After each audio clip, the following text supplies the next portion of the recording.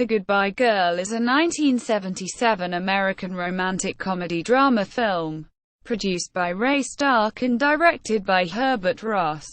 The film stars Richard Dreyfuss, Marsha Mason, Quinn Cummings, and Paul Benedict. The original screenplay by Neil Simon centers on an odd trio.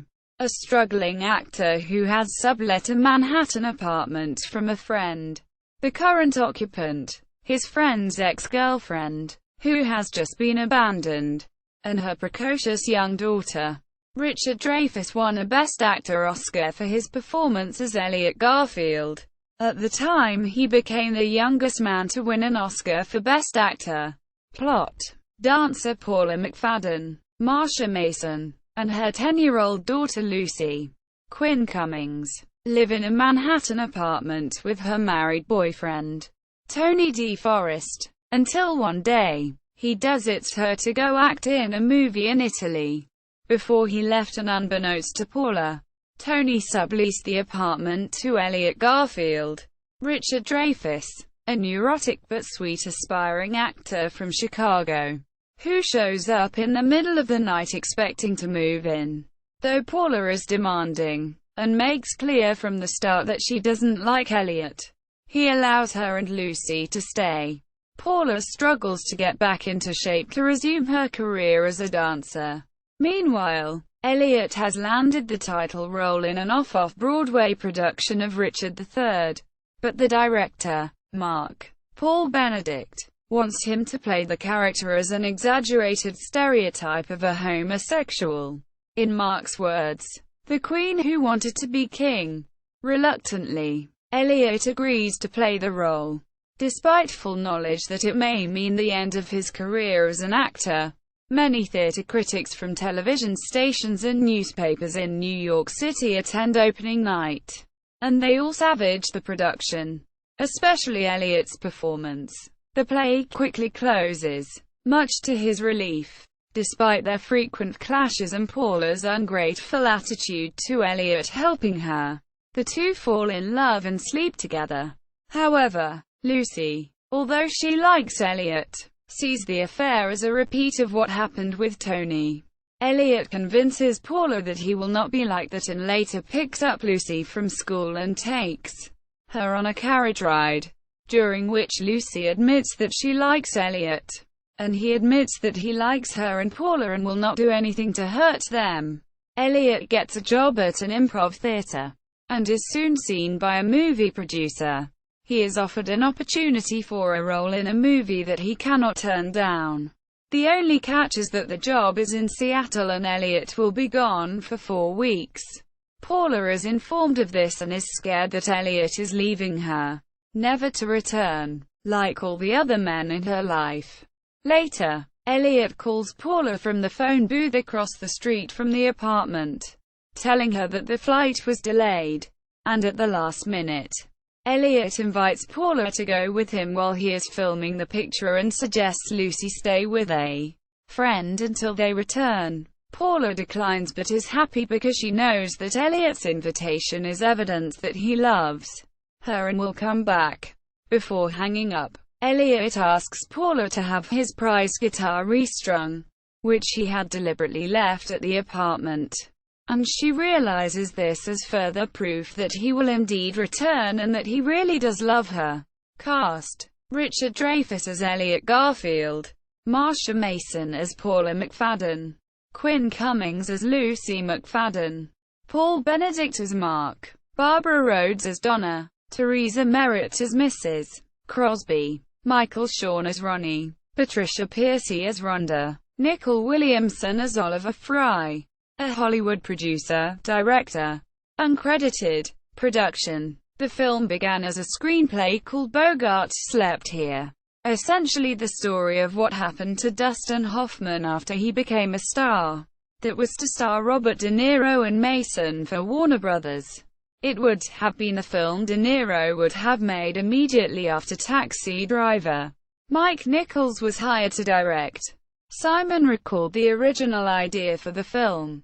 The basic idea of the story was that Marsha, an ex-dancer, was married to a very promising but struggling off-Broadway actor who gets discovered in a small play and is whisked out to Hollywood, where he reluctantly moves with his family.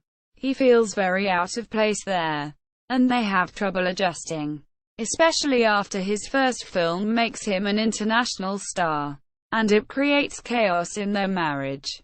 The story was coming out a little darker than I had imagined, but I envisioned the character of the wife as a very good role for Marsha.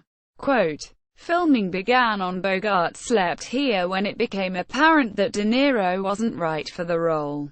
Simon recalled, quote, it was clear that any of the humor I had written was going to get lost. It's not that De Niro is not funny, but his humor comes mostly from his nuances, a bemused expression on his face, or the way he would look at a character, smile and then look up at the ceiling. Nichols insisted on recasting De Niro. Soon after, Nichols left the project. Dreyfuss was brought in to try out with Mason. At the end of the reading, Neil Simon decided that the chemistry was there, but the script needed work. He rewrote the screenplay in 6 weeks. Quote, the screenplay had to be funnier, more romantic, the way Marsha and I first imagined the picture would be. What I wanted to do was a prequel. In other words, instead of an off-Broadway actor married with a child, why don't I start from the beginning? I'd start when they first meet, not liking each other at first and then falling in love. Quote, the film's exteriors were shot in New York City and the interiors were shot on sets in Los Angeles. Warner Brothers was less enthused about Simon's script and considered selling the project to Metro-Goldwyn-Mayer, while others at the studio would have rather partnered with MGM on the film. So the latter option was chosen. The title song, Goodbye Girl, was written and performed by David Gates in 1977, and was a number 15 hit on the Billboard Hot 100 chart that same year. Awards. Academy Awards. Wins. Best Actor, Richard Dreyfuss. Nominations. Best Picture, Ray Stark. Producer. Best Actress, Marsha Mason. Supporting Actress, Quinn Cummings. Best Screenplay written directly for the screen, Neil Simon. 30-year-old Dreyfuss was, at that time, the youngest ever to win the Best Actor Oscar. This record stood for 25 years until it was broken by Adrian Brody, who was 1 month shy of 30 when he won for The Pianist. Golden Globes. Wins. Best Motion Picture, Musical or Comedy. Best Motion Picture Actor, Musical or Comedy, Richard Dreyfuss. Best Motion Picture Actress, Musical or Comedy, Marsha Mason. Best Motion Picture Screenplay, Neil Simon. Nominations. Best Motion Picture Actress in a Supporting Role, Quinn Cummings. British Academy of Film and Television Arts Awards. Wins. Best Actor, Richard Dreyfuss. Best Actress, Marsha Mason. Nominations. Best Screenplay, Neil Simon. American Film Institute. AFI's 100 Years. 100 Movies nominated. AFI's 100 Years. 100 Laughs nominated. AFI's 100 Years. 100 Passions No. 81. AFI's 100 Years. 100 Songs. The Goodbye Girl nominated. AFI's 10 Top 10 nominated romantic comedy.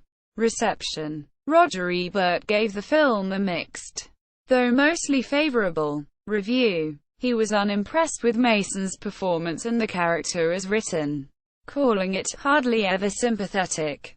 However, he praised Dreyfuss and cited his Richard III scenes as the funniest in a movie since Mel Brooks staged Springtime for Hitler. Ebert criticized the beginning as awkward at times and never quite involving, but enjoyed its conclusion so much that we almost forgot our earlier reservations. Quote, Vincent Canby of the New York Times found the film to be exhausting without being much fun, and relentlessly wisecracked. Quote, musical and remake. The Goodbye Girl was subsequently developed into a 1993 Broadway musical of the same name starring Martin Short and Bernadette Peters. A 2004 TNT remake with Jeff Daniels and Patricia Heaton keeps the screenplay from the original version. Home media release. Blu-ray. On October 25, 2016, it was announced on the Home Theater Forum that The Goodbye Girl will be released by WAC Warner Archive Collection on high-definition Blu-ray on November 8, 2016. Update. Released as promised. The Goodbye Girl at the Internet Movie Database. The Goodbye Girl at the TCM Movie Database. The Goodbye Girl at AllMovie.